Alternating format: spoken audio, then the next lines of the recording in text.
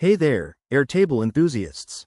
Welcome back to our channel, where we break down tech topics into simple, actionable steps. Today, we're tackling how to delete a base in Airtable 2025. If you're managing multiple projects in Airtable, you might need to clean up your workspace by deleting an old or unused base. It's a straightforward process, but remember, this is permanent, so double check before you proceed to avoid losing important data. Let's dive right in. First things first, make sure you're logged into your Airtable account. Head over to the Airtable website or open the app and sign in with your credentials. Once you're in, you'll land on your dashboard, which shows all your workspaces. Next, select the workspace that contains the base you want to delete. Workspaces help organize your bases, so navigate to the one you're working with. Now, find the base in question. It's usually listed with its name and icon.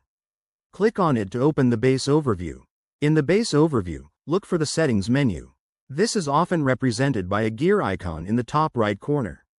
Click on that, and it will take you to the base settings page. Scroll down or look for the Danger Zone section. Airtable typically places destructive actions like deletion here for safety. Once you're in the settings, you'll see an option that says something like Delete this base. Click on it, and Airtable will prompt you with a confirmation dialog to ensure you really want to proceed. This is your last chance to back out, so review any warnings about permanent deletion. If you're absolutely sure, confirm the action by typing in the base name or following the on-screen instructions. Airtable will then delete the base, and you might be redirected back to your workspace. That's it. You've successfully removed the base. Before we wrap up, a quick tip.